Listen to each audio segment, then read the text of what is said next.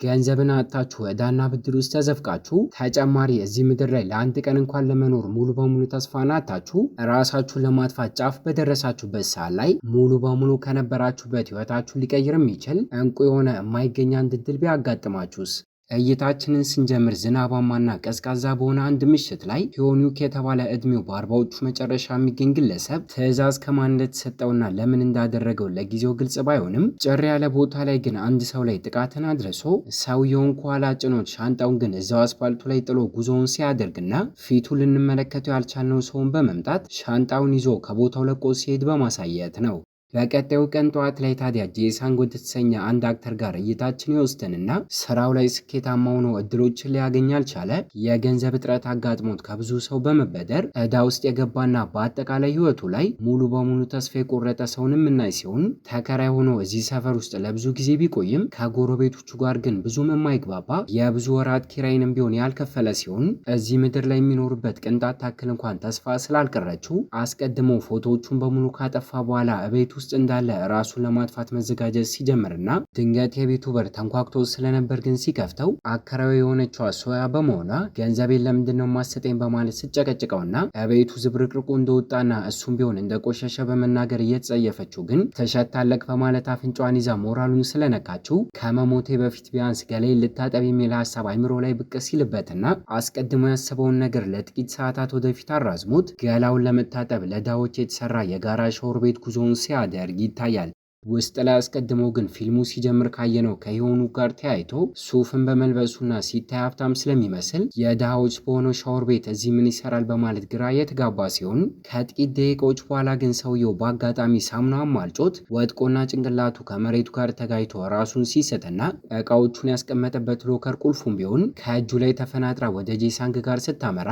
አስቀድሜ እንደነገርኳቸው ሀብታም ነው ብሎ በማሰቡም በአደጋው ይሞታል ብሎ ገምቶ ቁልፉን ከራሱ ጋር ሲቀያየርበት እና ሰውየውም ወደ ሕክምና ቦታ ሲወሰድ ይታያል። ከጥቂት ደቂቃዎች በኋላ ሁሉም ነገር እስኪረጋጋ ድረስ ጠብቆ ሎከሩን ሲከፍተው ውድ የሚሸጥ ሰዓት፣ የመኪና ቁልፍ፣ ልብሱን ጨምሮ ዋሌት ውስጥ ተቀምጦ የነበረ ጥሬ ካሽ ገንዘብን የሚያገኘ ሲሆን ዛሬ እዚህ ምድር ላይ የምቆይበት የመጨረሻ ቀን በመሆኑ ለአንድ ቀንም ቢሆን ልክ እንደ ሀብታም ልኑር በማለት ሱፉን ለብሶ የሰውየውን ቅንጡ መኪና በመጠቀም ከተማ ውስጥ መዟዟር ሲጀምርና እስኪገረሙበት ድረስ አስቀድሞ ለአከራዩ እስከ ዛሬ ተደርድሮበት የነበረውን የኪራይ ገንዘብ ሲከፍል በመቀጠል ሰፈር ውስጥ ወደሚያውቃቸው ሰዎች በሙሉ ጉዞውን አድርጎ ከሱቅም ሆነ ከግለሰብ ለዕቃ በማለት የተበደራቸውን ገንዘብ ሲከፍልና እስከዛሬ ታዋቂ ባይሆንም አርቲስት በመሆኑ ግን ስራ ቦታ ላይ አውቃት ወደ ነበረችዋና ወደሚወዳት ሴት ጋርም ጉዞውን አድርጎ ከእሷም ቢሆን ተበድሮ ስለነበር መልሶላት ፍቅሩን ለመናዘዝ እየተዘጋጀ እያለ ባልጠበቀው መልኩ ልታገባ እንደሆነና ሰርጌ ላይ እንዳቀር በማለት ግብዣን ስላቀረበችለት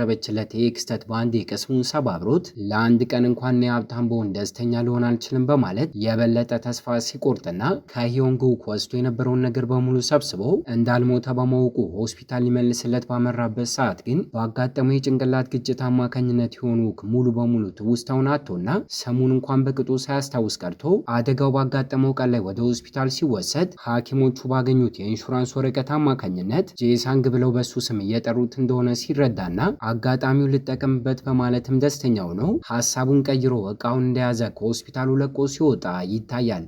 ከሰዓታቶች በኋላ ሂዮኑክም ሕክምናውን በመጨረሱ ከሆስፒታሉ ለቆ ለመውጣት ክፍያውን ለመፈጸም እየሞከረ እያለ የኢንሹራንስ አካውንቱ ላይ $2 በላይ እንደሌለ ሲረዳና ምን ማድረግ እንዳለበት ግራ መጋባት ሲጀምር እንደተጨነቀ ግን ከርቀት እያየችው የነበረችው ሪና የተባለች ሴት ተረታ የተፈጠረውን ነገር ቀርባ ካናገረችው በኋላ እሷ ከፍላለት ቤቱ ግን አብረው ጉዞ አድርገው ገንዘቧን እንዲመልስላት በመስማማታቸው የጠየቃትን ነገር አድርጋለት እየተመለሱ እያለ ሲታይ ዕድሜው በአርባዎቹ መጨረሻ የሚገኝ ቢመስልም ኢንሹራንስ ወረቀቱ ላይ ግን 32 ተብሎ መጻፉ ሁለቱንም ሲያስገርማቸውና ለጥቂት ደቂቃዎች ያክል ተጉዘው ቤቱ ከደረሰ በኋላ እንኳን የበለጠ ዝብርቅርቁ የወጣና ቆሻሻ መሆኑ እንዲሁም ስለሚሸት ከጠበቀችው በላይ ድሃ እንደሆነ ስትረዳ አስቀድሞ ጄሳንግ ራሱን ለማጥፋት አዘጋጅቶት የነበረውን ገመድ ስትመለከትም ተስፋ የቆረጠ አይነት ሰው እንደሆነ በማሰቧ ገንዘቧን መመለስ እንደማይጠበቅበት ጠንከር ብቻ ብሎ ህይወቱን ለመግፋት እንዲሞክር በመናገር ተሰናብታው ከቤቱ ለቃ ስትወጣ ይታያል።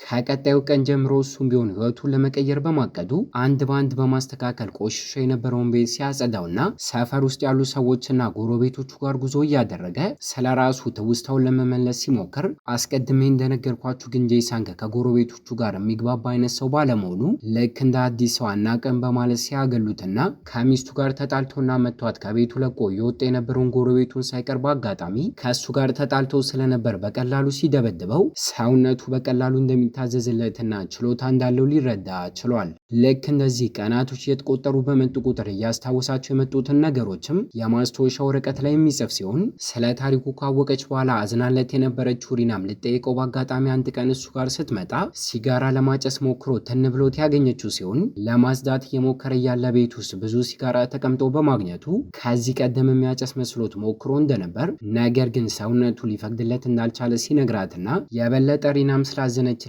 ወደ እናቷ ምግብ ቤት ይዛው ሄዳ እርጅና እየተጫጫናትና አቅም እያነሳት እናቷ በመምጣቷ ልክ እንዳስተናጋጅ ሆኖ እዚህ ተቀጥሮ እንዲሰራና እንዲያግዛት ስታስማማው ሴት አያቷም ሆነች ገና ተማሪ የሆነችው ታናሽቷ ግን ከእናቷ ጋር እዚህ ስለሚኖሩ የሚተዳደሩትም በዚህ ምግብ ቤት በመሆኑ ኮስታራነቱን ትቶ ፈገግ እያለ ከስተምርን በመሳብ ከቁም ነገር ስራውን እንዲወስድ ልትነግረው ችላለች። እይታችን ደግሞ በመቀጠል ወደ ትክክለኛው ጄሳንግ ጋር ሲወስደን መኪናው ላይ ተገጥሞ በነበረ የማፕ አቅጣጫ ጠቋሚ አማካኝነት ቤቱን ብዙ ጊዜ ሳይፈጅበት በማወቁ ጉዞውን አድርጎ ቅንጡና ውድ የተባለ አፓርታማ ውስጥ እንደሚኖር ሲረዳ ሰውየው ሚስትም ሆነ ልጅ ስለሌለውም የአጋጣሚ የበለጠ እድሉን ጨምሮለት ሳይታወቅበት ለብዙ ቀናቶች ያክል አንዳንዴ ካልሆነ በብዛት ከቤቱ ሳይወጣ ምግብም ሆነ የሚያስፈልገውን ነገር ኦርደር እያደረገና እያዘዘ እያመጣ እየተመገበ በአጠቃላይ ድሮ ላይ ከነበረበት የሲኦልና የስቃይ ኑሮ ገነት የገባ በሚመስል መልኩ አሁን ላይ ደስተኛ ህይወትን እየኖረ ሲሆን እዚህ ቤት ከመጣበት ጊዜ ጀምሮ ስለ ሄኖክ የበለጠ ግራ እያጋባው የመጣው ነገር ግን ፊልም ለማየት በማለት ቲቪውን ሲከፍተው ከፕሮግራሞች ይልቅ አንዲት ዩንጆ የተባለች ሴት ሳሎን ቤት ውስጥ የምታደርገው እያንዳንዱ እንቅስቃሴ ለእሱ ብቻ ቀጥታ ስርጭት ሆኖ በካሜራዎች እየተቀረጸች የሚታይ ሲሆን ልብስ መቀየሪያ ክፍል ውስጥ ሳይቀር የተለያዩ የፖሊስ ዩኒፎርሞችን ተቀምጦ ማየቱ ለብዙ ዓመታቶች ያክል የሚበቃውን ካሽ ገንዘብ ቤት ውስጥ ማግኘቱና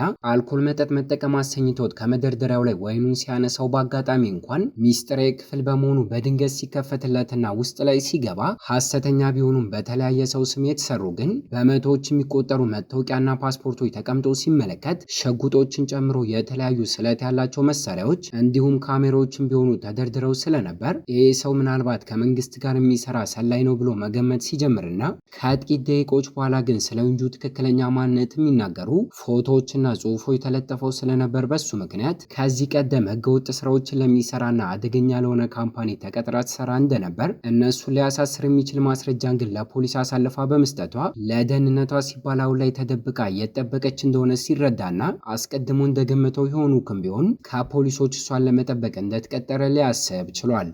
ለቀጠሮ ካላንደር ላይ ተጽፎ በነበረ አድራሻ ሄኖክ ደግሞ በአጋጣሚ አንድ ቀን ላይ ስለ ድሮ ታሪኬ እንዳስታውስ ይረዳኛል በማለት ጉዞውን ሲያደርግና ቦታው ላይ ግን ፊልም እየተሰራና ቀረጻዎች እየተፈጸመ ስለነበር ተቆጣጣሪው ከረዳት አርቲስቶች መካከል አንድ ሰው እንደቀረበት በመናገር ተወናው ውስጥ ባያስገባውም ለቀረጻ ብቻ ግን እንዲጠቃለል ሲያደርገውና ለጥቂት ሰዓታት ያክል ለዚህ ስራ አዲስ በመሆኑ ቢያስቸግራቸውም በቻለው አቅም ተውኖና ጨርሶ ግን ገንዘቡን እየተቀበለ እያለ ከስሙ አጠገብ ወረቀቱ ላይ ተጽፎ በነበረ አድራሻ ጉዞውን ሲያደርግ የትክክለኛው ጄሳንግ አባት ጸጉር ቤት ሆኖ ሲያገኘውና ውስጥ ላይ ሲገባ እንኳን አተኩሮ ካየው በኋላ ለሚቆረጠው ግለሰብ ስለ ልጁ ማውራቱን ቀጥሎ ስኬት ላይ ደርሶ ሀብታም ቢሆንለት ደስተኛ እንደሚሆን ልጁ ግን ለዚህ ነገር እንዳልታደለ ሲናገር እኔን ለመምከር አስቦ ነው እንደዚህ የተናገረው ብሎ ሲያስብና ከማናገር ይልቅ ከጸጉር ቤቱ ለቆ በመውጣትም ስኬታማና አባቱ የሚፈልገው አይነት ሰው እንደሚሆን ለራሱ ቃል ሲገባ ይታያል። ልክ እነሱ ጄሳንግም ቢሆን ዩጁን መከታተልና መጠበቁን የቀጠለ ሲሆን አጋጣሚ አስመስሎ ሊግባባትና ሊቀርባት ቢሞክርም እሷ ግን ፈቃደኛ ሳትሆን ስትቀር ጥቁር ሱፍን የለበሰና አጠራጣሪ ሰው ግን ከኋሏ እየተከታተላት ስለነበር እጆቿን በመያዝ አስሩጧት ከሰውየው ተደብቃ እንድታመልጥ ሲረዳትና ይሄ ክስተት እንኳን እሱን እንዲቀርባት ፈቃድን እንድትሰጠው ስላላደረጋት ግን እየደበቀ መከታተሉን ቀጥሎ እሷ ባታየውም ሆስፒታል አምርታ ከታማሚ እናቷ ጋር ስትገናኝ ቤት ውስጥ በነበረ ካላንደር ላይ ምልክት በተደረገ ባደረገበት በ25ኛው ቀን ደግሞ ምሽት አካባቢ ሻንጣን ይዛ ከቤቱ ለቃ በመውጣት ለብዙ ደቂቆች ያክል አንድ ሰውን ብትጠብቅም ሊመጣ ስላልቻለ ግን ሻንጣውን እንደያዘች ተመልሳ ቤቷ ስትገባ በካሜራዎች ሲመለከትና በአጠቃላይ ሁለቱም ለቀጣዮቹ ጥቂት ሳምንታቶች ያክል አስተናጋጅ ሆኖ የሚሰራበት ምግብ ቤት ውስጥ ገንዘብ ለማግኘት ስራውን አጧጡፎ ሲቀጥል አርቲስት የሆነበት የትወና ስራውንም ቢሆን ሳያቆም የበለጠ ለመቻል ማጥናትና መለማመዱን ሲቀጥል የሰውነት ቅርጹን ለመጠበቅ ስፖርቶችን ሲሰራና ልክ እንደሱ ጄሳንግ ደግሞ ከዩንጁ ጋር መቀራረቡን ቀጥሎ አቅዶበት ሳይሆን በአጋጣሚ ሁሌ የተገናኙ ያስመሰለ ስለነበር ጊዜ ቢፈጅበትም ቀስ በቀስ ግን እምነቱን እያገኘች ስትመጣና ለብቻዋ በብዛት ቤት ውስጥ እንደምትቆይ በማወቁ ስጦታዎችን እንዳይደብርሽ በማለት ሲሰጣት ሲንከባከባትና ለእሷ የሚያሳየው ባህሪ እየተመቻት መጥቶ ስለነበር ቀስ በቀስ በመካከላቸው ፍቅር እየተጀመረ መምጣት ሲቀጥልና ሐሙስ ሁሌ በየሳምንቱ ግን ሻንጣ ይዛ ውጪ ላይ የምትቆመው ነገር ግልጽ ስላልሆነለት የበለጠ ግራ ሲያጋባው ይታያል። አንድ ቀን ላይ በአጋጣሚ ሂዮኑክ ደግሞ ረዳት በመሆን ለጋንግስተር ቡድን አባል ሆኖ እንዲሰራ እድል አግኝቶ ስለነበር አስቀድሜ እንደነገርኳችሁ የበለጠ ስራው ላይ ጠልቆ ለመግባት በመወሰኑ አጋጣሚውን በመጠቀም አሁን ላይ የድብድብ ችሎታውን ተጠቅሞ አለቃውንም ሆነ ተዋናዮቹን እስኪገረሙበት ድረስ ችሎታውን በማሳየት ከተሰጠው ተራ ካራክተር ከፍ ያለ ደረጃ እንዲሰጠው ሲደረግና ፊልሙ በቀናቶች ውስጥ ተጠናቆ ተለቆ እንኳን ተወዳጅነትን በህዝቡ ዘንድ በማግኘቱ የቀድሞ ስራዋን አቋርጣ ሪና ሳትቀር ልክ እንደ ማናጀር ሆና መስራቷን ሲቀጥል አስተናጋጅ ሆኖ የሚሰራበት ካፌ ውስጥ እሱን ለማየት ብለው ሰዎች እየመጡም ስለነበር ይህ አጋጣሚ ገበያውን እንዲጨምር ሲያደርግና የትወና ስራው ላይ ቀን በቀን ተወዳጅነቱ እየጨመረና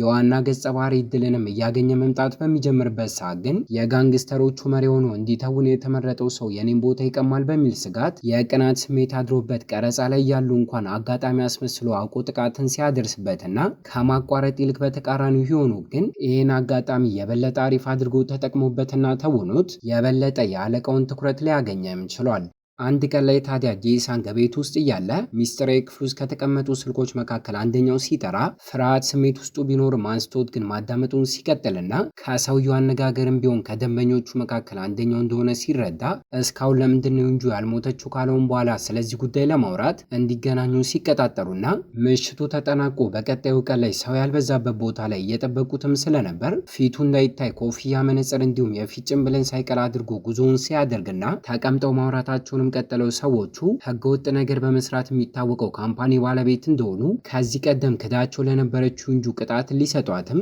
እሷን ለማስወገድ ሂዮኑክን ቀጥረውት እንደሆነ እንጂ ከፖሊሶች እሷን ለመጠበቅ የተቀጠረ ሰው እንዳልሆነ ሲረዳ ተጨማሪ ገንዘብንም ሰጥተው ስራውን በፍጥነት እንዲያጠናቀቀው ከጠየቁት በኋላ ከክፍሉ ለቆ የወጣ ሲሆን ከዚህ ቀደም ከነበረው አኳኋኑ ግን እንዲጠራጠሩት አድርጓቸው ስለነበር አለቃቸው እሱን እንዲከታተሉት ሌሎች ሰዎችንም ሊቀጠር ችሏል። ሂዮኑክ ደግሞ የድብድብና የጋንግስተሮች ትወና በመጣ ቁጥር ደስተኛ ሆኖ በቀላሉ ቢሰራም የፍቅር ትዕይንት በሚያጋጥመው ሰዓት ግን ከዚህ ቀደም ፍቅረኛ እንኳን ኖሮት የማያውቅ በሚመስል መልኩ ከመጠን በላይ ተቸግሮ ሲደነባበር የሚታይ ሲሆን ለመለማመድ በማለት መቤት ከተመለሰ በኋላ ለሪና እየተቀራረቡ በመምጣታቸው እንድትረዳው ጠይቋት ፈቃደኛ በመሆኗ እሷም ስትስመውና ሲለማመዱ የሚታይ ሲሆን እየወደደችው የመጣች በሚመስል መልኩ ግን በቀጣዩ ቀን ላይ ቀረጻ ላይ እያለ ትክክለኛዋንና ተዋናዩን ስም ተመልክታ የቅናት ስሜት የተሰማት መምጣትም ጀምሯል። ዩንጁን ከክፉ ነገር ለመጠበቅ ምን ማድረግ እንዳለበት ግራ የገባው ጄሳንግ ደግሞ ልክ እንደ ሁል ጊዜው ሐሙስ ቀን ላይ ከቤቱ ሻንጣውን ይዛ በምትወጣበት ሰዓት ላይ እሷ ጋር በድንገት አምርቶ የምጠብቀው ሰው እሷ ጋር ተመልሶ እንደማይመጣ ከመጣም ቢሆን ሊጎዳት እንደሆነና እየዋሸም ቢሆን ግልጽ አድርጎ ግን እኔ ማለት ከፖሊሶች ተቀጥሬ አንቺን ለመጠበቅ እየሞከርኩ ነው፣ እስከ ዛሬም ቢሆን ስከታተልሽ ነበር በማለት ሲያቅፋትና ከርቀት ግን እነሱን እንዲከታተል የተቀጠረው ሰው ፎቶዎችን አንስቷቸው ስለነበር ትዕዛዝን የሰጠው አለቃው ጆንግ በሁለቱ መካከል የፍቅር ግንኙነት አለ ብሎ ሲያምንና ከክፉ ነገር ሊጠብቃት መሞከሩ ስለማይቀር ግዴታ ሁለቱንም ለማስወገድ እያቀደም ይገኛል። ከዚህ ቀደም ግን ለትክክለኛው ሂዮኑክ ለመጀመሪያ ጊዜ እሷን ለማስወገድ ትዕዛዝን ሲሰጡት በአካል ሳይሆን ስልክን ተጠቅመው ስለነበርና ትክክለኛ መልኩን ስለማያውቁ ሐሰተኛው ጄሳንግ ግን አሁን ላይ እሱ ነው ብለው ሙሉ በሙሉ ያመኑ ሲሆን ሁለቱንም ለማስወገድ አሁን ላይ ግን ካወሩበት በኋላ አዲስ ሰውን ለመቅጠር እያቀዱ እያለ አስቀድመን ባየነው መሰረት ሂዮኑክ የተለያዩ ስልኮችንና መታወቂያዎችን ይጠቀም ስለነበር ማን እንደሆነ በቅጡ እንኳን ሳያውቁ ሌላኛን ስልኩን ተጠቅመው እሱን ራሱን ለመቅጠር እየደወሉለት ይገኛል። በአጋጣሚ በሰዓቱ ሄኖክ ደግሞ ሁሉም ነገር እየተስተካከለለት በመምጣቱ ደስተኛ ሆኖ ሪናንና ቤተሰቦቿን ለመዝናናት በማለት ከከተማ ይዟቸው ወጥቶ እስከ ማታ ድረስ አሪፍ ጊዜን ሲያሳልፉና ዝናብ እየጣለ ምሽት አካባቢ ግን እየተመለሱ እያለ ዜብራ ላይ ትራፊክ መብራት አስቁሟቸው ሲቆሙ አስቀድመን በፊልሙ መጀመሪያ ላይ ባየነው መሰረት ሰውየውን ከማስወገዱ በፊት ልክ እንደዚህ ዝናብ እየጣለና ዜብራ ላይ ቆሞ ሬዲዮ ላይ ለስለስ ያለ ሙዚቃን ከፍቶም ስለነበር ሶስቱም ነገር አሁን ላይ ሲደገም ትውስታው በቅጽበት ሲመለስለትና ከጥቂት ደቂቃዎች በኋላ ወደ ትክክለኛው ቤቱም ቢሆን ጉዞውን ሲያደርግና ጄሳንግ በአጋጣሚ ውስጥ ላይ ባለመኖሩም በሌላኛው ስልኩ ሁለቱንም እንዲያስወግድ ከነጆንግ የተላከለትን መልእክት ሲያይና ለመጀመሪያ ጊዜ የጋራ መታጠቢያ ውስጥ ተመልክቶት እንደነበር ሆስፒታል ውስጥም በድጋሚ አግኝቶት እንደነበር ትዝ ሊለውም ችሏል። ዩንጁን በካሜራዎቹ ቅጂ ለመመልከት ሲሞክርም እስከ ማታ ድረስ ከጄሳንግ ጋር አብሮ ቆይቶ ቤቷ ሲሸኛት ያየ ሲሆን የፈጠነ ልብሱን በመቀየር የድሮ ማንነቱን ይዞም የዛኑ ቀን ላይ ወደ እነሱ ጋር ጉዞውን ሲያደርግና አስቀድሞ ጄሳንግ አላስገባ ቢለውም ጉልበት ተጠቅሞ ግን በቀላሉ በሩን ከፍቶ ከገባ በኋላ ስምምነታችን እንደዚህ አልነበረም፣ ለምንድን ነው ከተደበቅሽበት ቤት የወጣሹ ብሎ እሷ ላይ ሲጮህባትና አደጋው ካጋጠመው በኋላ የተፈጠረውን ነገር በሙሉም ሲያስረዳት ከንግግራቸው ጄሳንግም ሆነ እኛም ብንሆን አስቀድመን እንደገመትነው እሱ ነፍሰ ገዳይ ወይንም ለወሮ በሎች የሚሰራ እንዳልሆነ ይልቁንስ መጥፎ ሰው መስሎ ሰዎችን ለማስወገድ ትዕዛዝን ሲሰጠው የገደላቸውና የሞቱ እያስመሰለ ተደብቀው ህይወታቸውን ከአዲስ እንዲጀምሩ እንደሚያደርግ ስንረዳና እስከዛሬ ሲጠቀማቸው የነበሩ እቃዎች በሙሉ ፌክ እንደሆኑና ከቀጠሩት ሰዎች የሚያገኘውን ገንዘብ ሳይቀር ለሰዎቹ በማካፈል ስማቸውን ቀይሮ አዲስ ማንነትን የሚሰጣቸውን መታወቂያ በመስጠት አዲስ ህይወትን እንዲጀምሩበት እንደሚረዳቸው ሊገባን ችሏል። ፊልሙን ስንጀምር ታዲያ ሰውየውን የጎዳ አስመስሎ መኪና ውስጥ ከጫነው በኋላ ከጥቂት ደቂቃዎች በኋላ ሻንጣውን መጥቶ የወሰደው ራሱ ሰውየው ሲሆን ውስጥ ላይም ገንዘብና ልብሶቹን ጨምሮ አስፈላጊ የሆኑ እቃዎችም አሉት። እስከዛሬ ዩንጁን ብትሆን ሐሙስ ሻንጣዎችን ይዛ ውጭ ላይ የምትጠብቀው እንድታመልጥ እንዲረዳት ሲሆን ከትውሳችን ተመልሰን አሁን ላይ ሁሉም ነገር ልክ እንደ እቅዳቸው እንደሚቀጥል እሱም ቢሆን ይህንን ስራውን ለማቋረጥ እንዳቀደ ሲነግራቸውና ትውስታውን ባጣበት ጊዜ የጄሳንግን ህይወት እየኖረውም ስለነበር ተስፋ ቆርጦ ራሱን ለማጥፋት ከጫፍ የደረሰበትን ጊዜ አስታውሶት ስላንተ ብቸኛ የሚጨነቀው ስኬትንም የሚጠብቀው አባትክ ነው በማለት እቅዳቸውን ካሳኩ በኋላ ከነሱ ጋር አብሮ ከሀገር ለቆ እንዲወጣ ሊነግረው ችሏል። እየተቀራረቡና እየተዋደዱ ቢመጡም በሚያሳዝን ሁኔታ የዛኑ ቀን ላይ ግን ሪና ጋር ጉዞውን አድርጎ ከስራው ሊለቅ እንደሆነ ሲያሳውቃት ከኔ ጋር ከሆንሽ መጥፎ ነገር ያጋጥምሻል በማለትም ጓደኝነታቸው እዚህ ላይ እንዲያበቃ ሲነግራትና አይኖቿን ባናዝለው እንዲያስረዳት ብትጠይቀውም ትቷት በመውጣቱ ግን ትኩረቱን እሱ ባይሰጣትም ከኋላ ኋላ ግን እየተከተለችው ነበር። የአጋጣሚ ነገር ሆኖ ግን ከእሷ ጋር ከመገናኘቱ በፊት ለእነ ጆንግ ስልክ ደውሎላቸው ዛሬ ሁሉም ነገር እንደሚያበቃ ነግሯቸው ስለነበር የተቀጣጠሩበት ቦታ ጋር ላይ ጉዞን ያደረገ ሲሆን ውስጥ ላይ ከመግባቱ በፊት ስታስቆመውና ሲነጋገሩ ይታያል። እይታችን በመቀጠል ከጥቂት ደቂቃዎች በኋላ ወደፊት ይወስደንና ጆንግና የቀሩት የስራ አጋሮቹ በተገኙበት ቅርባቸው ላይ ቆመው እውነት የሚመስለውንና ጆንጉክ ከነጄሳንግና ከሴቷ ጋር የሚያደርገውን ግብግብ ሲመለከቱ እስከዛሬ ሁለቱም የቆዩበት የትወና ህይወታቸውም የበለጠ አሁን ላይ ጠቅሟቸው ሰውነታቸው ላይ ፌክ የሆነ ደምም እየታየ ለጥቂት ደቂቃ ያክል እየጣሉ ከቆዩም በኋላ ተደብቃና ከርቀት ቆማ እያየቻቸው የነበረችው ሪና ይዛው የነበረውን ሪሞት ስትጫነው ኮንቲነሩ ከላይ እነሱ ላይ ሲወድቅና እነ ጆንግም ሰውነታቸውን መመልከት ቢያቅታቸውም መሬቱ ላይ ደም እየፈሰሰና ከኮንቲነሩ እየወጣ ስለነበር ግን ከቀጠሩት ዮንጉክ ጨምሮ ሶስቱም እንደሞቱ አስበው ከቦታው ፈጥነው ሲያመልጡ ይታያል።